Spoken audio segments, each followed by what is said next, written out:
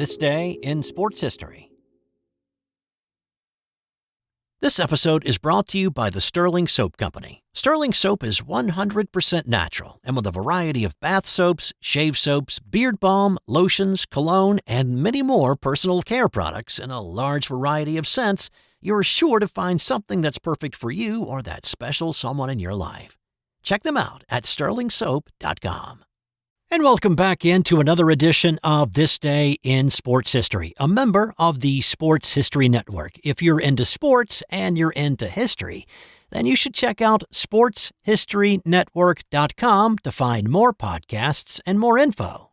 It's October 26th, and on this day throughout sports history, we had a return to glory in New York, a return of a legend in Atlanta, a future legend making his first start, and tragedy in Tennessee. All that coming your way in the next 15 minutes, as well as a non-sports fun fact about the value of playing video games. Let's start with what happened on this day in 1996, when the New York Yankees returned to glory. Now, it's kind of hard to imagine a time when the New York Yankees were not relevant. There was the stretch in the mid-60s to the mid-70s when they did not make the postseason, and then the stretch between 2010 and 2023 when they didn't make a World Series. But, New York fans, especially Yankee fans, are not the most patient bunch. And after an 18-year drought of playing in a World Series, the 1996 New York Yankees were back in a position to capture the crown. Now, it had been quite a turnaround from the doldrums of 1990, when they were the worst team in baseball, but with the patient hand of general manager Gene "Stick" Michael guiding a talented group through the minors, and a 2.5-year stint when George Steinbrenner was banned from baseball and having any day-to-day contact with the team and therefore sticking his hands into the mix and, kind of screwing some things up, the Yankees were able to rebuild. The 96 series pitted the defending champion Atlanta Braves against the Yankees. The Braves had an arsenal of starting pitchers and a power-hitting lineup that included 19-year-old Andruw Jones. The Braves had blitzed the St. Louis Cardinals in the NLCS, outscoring them 32-1 in the final 3 games. After the Braves won the first 2 games of the World Series in New York, and with the next 3 in Atlanta, a sweep was highly likely. But the Yankees responded with 3 surprising road wins to take a 3-2 lead in the series. With the teams returning to New York for the final 2 games, the Yankees were back in control. This was Game 6. The Yankees started Jimmy Key, and the Braves countered with Game 2 winner Greg Maddux. Maddux was the 4-time Cy Young Award winner, and he had been nearly untouchable in the postseason. In Game 2, he'd pitched 8 complete innings and had not allowed a run. Thanks to a Joe Girardi triple and a Derek Jeter single in this one, the Yankees struck for 3 runs in the 3rd. The Braves loaded the bases with 1 out in the top of the 4th, but Key pitched out of it without allowing a run. Atlanta threatened again in the 5th, but a controversial play erased the opportunity. That gets away. Grissom headed for second. Got it! It was a great play by Joe Girardi, but I think Marquise Grissom was safe at second base. Matter of fact, I don't even think it was close. Looked like a high tag, and it looked like his foot was on the bag. Bobby Cox came out to argue it, and the guy who holds the record for ejections as a manager in Major League history was tossed. Mariano Rivera was brought on in the 7th, and he pitched 2 scoreless innings to set up then Yankee closer John Wetland in the 9th. The Braves had the tying run on base with 1 out, but they could not push any across, and the Yankees won the game 3-1 and the World Series 4-2. It was the reanimation of the Yankees as a dynasty, thanks to the new core of stars on the horizon of Mariano Rivera, Andy Pettitte, Jorge Posada, and Derek Jeter. That went on to make another 6 World Series appearances and win it another 4 times in the decade and a half that followed. Of course, they appeared in the World Series last year, but they haven't won it since 2009. On this day 40 years ago, Citadel football player Marc Buonicotti was paralyzed making a tackle. Now, it's understandable that Marc wanted to be like his dad, Nick Buonicotti defied the odds and exceeded expectations when he turned his undersized frame into an NFL wrecking ball as a middle linebacker with the Miami Dolphins. He was an 8-time Pro Bowler in his 14 professional seasons, and he was inducted into the Pro Football Hall of Fame in 2001. Back in 1985, Marc was a 19-year-old, 220-pound sophomore linebacker playing for the Citadel Bulldogs. The Citadel were playing East Tennessee State on this day, and prior to the game, Marc and a few of his teammates were a little bit concerned about his Frankenstein neck brace. He'd injured his neck making a tackle the week before, and when he suited up for this one, team doctors had taped together neck rolls, then put a strap on his face mask and tied it all together to his shoulder pads in an effort to try to stabilize his neck. His friend Scott Thompson told Marc, "Dude, you can't play like this. You're going to break your neck." But what would you do as a 19-year-old kid who earned a starting spot? You'd been cleared by the doctors. Your dad played through pain and injuries, and look where he ended up. Plus, it was the 80s. Things were a whole lot different back then, of course. Sadly, it did not take long to prove his teammate correct. It was just the 7th play of the game, a 3rd down and 1 for the Buccaneers, a sweep to the right with a pitch to running back Herman Jacobs. Buonicotti shucked the lineman trying to block him, and he closed in on Jacobs. Another Bulldog cut the legs from under Jacobs, sending him cartwheeling in the air. Buonicotti dove, and it felt like his head hit solid concrete as his helmet hit Jacobs' backside. Buonicotti heard a buzz, but he felt no pain as he crumpled to the turf, and he knew immediately that he was paralyzed. Silence fell over the domed stadium as Buonicotti struggled to breathe. It took 30 minutes to stabilize him and get him in the ambulance.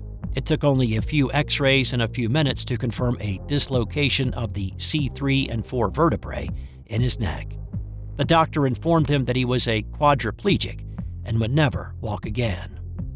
His father had been in College Park, Maryland at the time, watching Marc's brother, Nick Jr., play football for the Maryland Terrapins when he got the news that he needed to rush to East Tennessee. When he got there and learned the horrible news, he promised his son that he would do everything he could to make things better. By the end of 1985, the Miami Project to Cure Paralysis had been founded, and it soon became not only a way for Marc to try to walk again, but it became his life's work. Over the next 40 years, they have been able to raise more than $550 million for research. It has funded and conducted studies that will hopefully, one day, unlock cures not only for paralysis, but also Parkinson's disease, multiple sclerosis, Lou Gehrig's disease, and Alzheimer's. The Buonicottis sued the Citadel and the team doctors in the years following the injury in '85, and a settlement was reached in 1988. Looking for that perfect gift for the basketball fan in your life? Basketball Now is it. Newly updated for 2025, it spotlights 50 of the NBA's top stars. Think fast breaks, clutch threes, and buzzer beaters, captured in stunning photography with sharp, readable analysis. From rising stars to veteran icons, this book is a courtside pass to the game right now. Wrap up a slam dunk this holiday season. Pick up your copy of Basketball Now today at your favorite bookseller. On this day in 1970, Muhammad Ali returned to the boxing ring after his 3.5-year exile. This was Ali versus Jerry Quarry in Atlanta, but it really wasn't about who Ali was fighting, but simply the fact that he was able to get back in the ring after being stripped of his heavyweight titles and banned from the sport in 1967 for his refusal to enter the military draft during the Vietnam War. The nearly 4 years he missed were prime years for a fighter. When he stepped into the ring on this night for a non-title bout, he was 28 years, 9 months old. Of course, Ali had been the most dominant fighter in the heavyweight division before his banishment, with a 29-0 record, 23 of those coming by knockout. And despite the layoff, Ali was the heavy favorite coming in. It was scheduled for 15 rounds, but it only went 3. Ali looked sharp and he controlled the fight from the opening bell, connecting some early shots to Quarry's nose. Quarry had trouble getting inside due to his 4-inch deficit in reach and could not connect many punches. By the third round, Ali had opened a bad cut over Quarry's left eye that was bleeding a good bit. After the third, the ringside doctor was called in to take a look. Quarry was visibly not happy, and he wanted the fight to continue. But upon the recommendation of the doctor, referee Tony Perez stopped the fight, declaring Ali the winner. These two would meet in a rematch in 1972, with Quarry lasting into the seventh in that one before Ali prevailed once again. On this day in 1984, Michael Jordan made his NBA debut.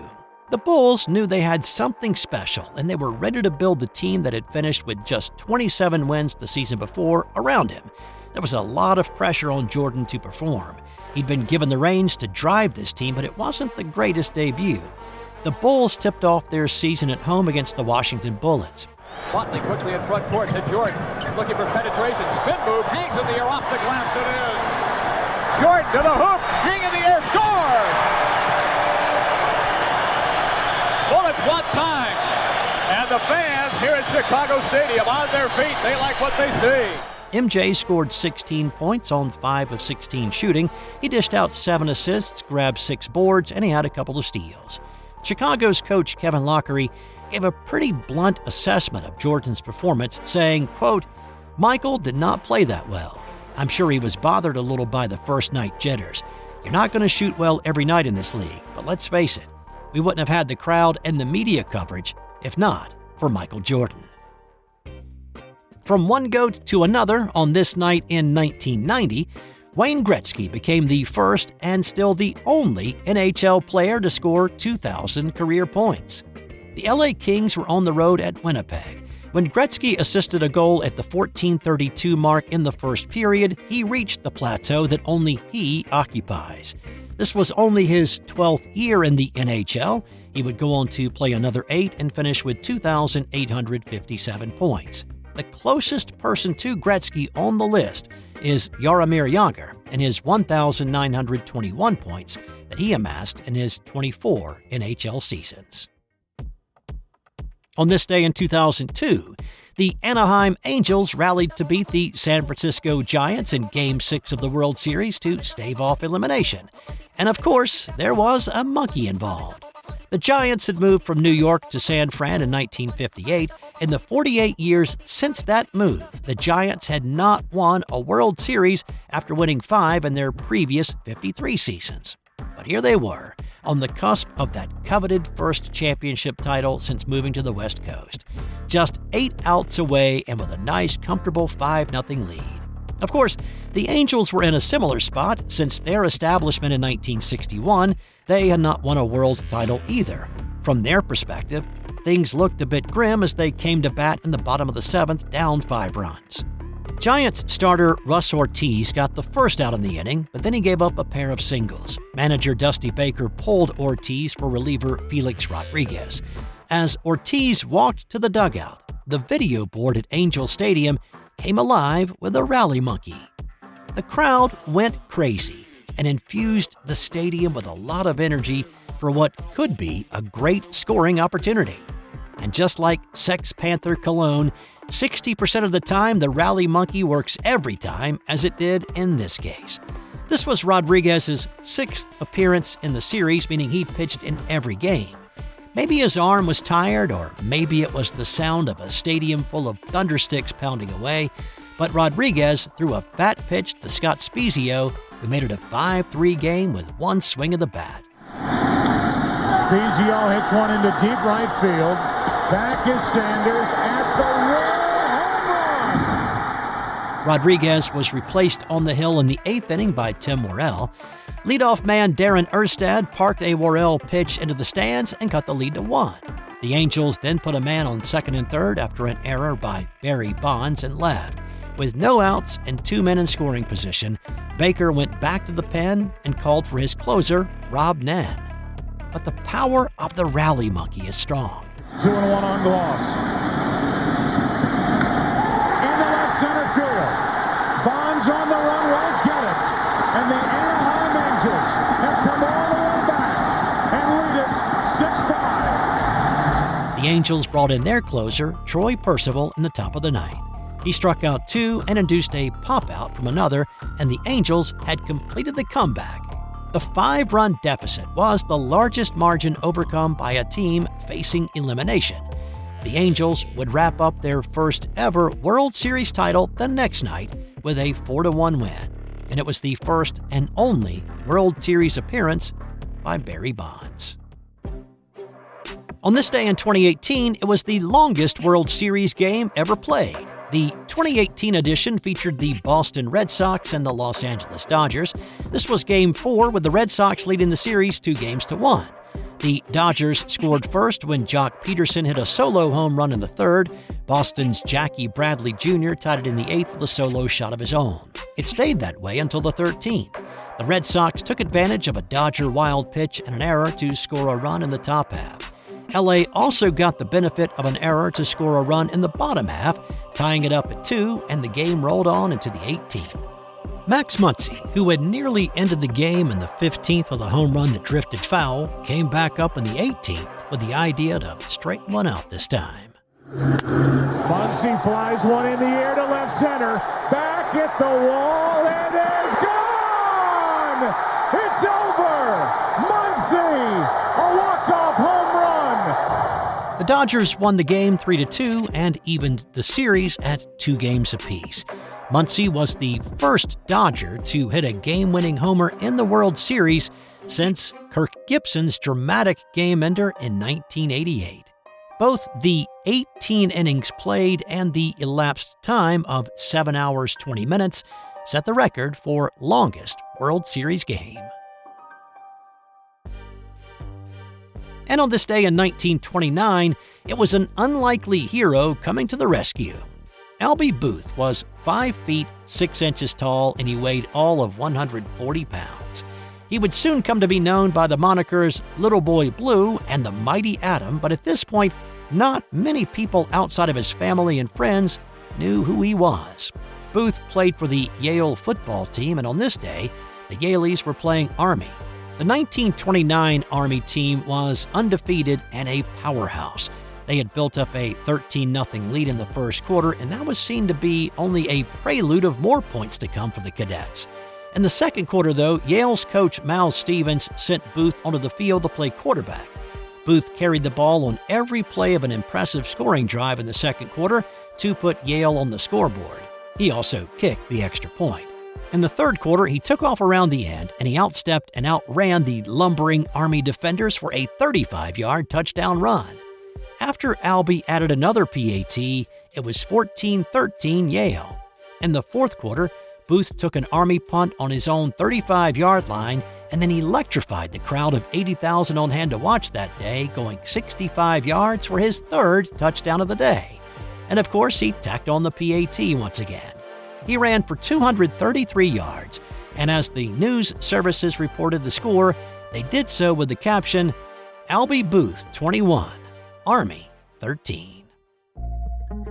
And time now for today's That's Got Nothing to Do with Sports fun fact. Did your parents ever tell you that you were wasting your time by playing video games? Well, you could have just said, Mom, I'm just trying to be a better doctor.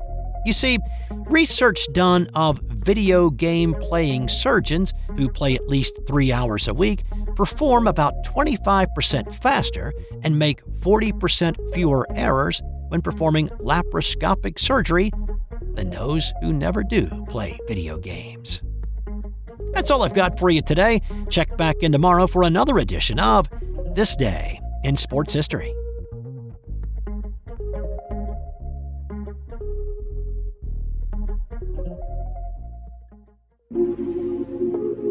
This has been an original Thrive Suite production.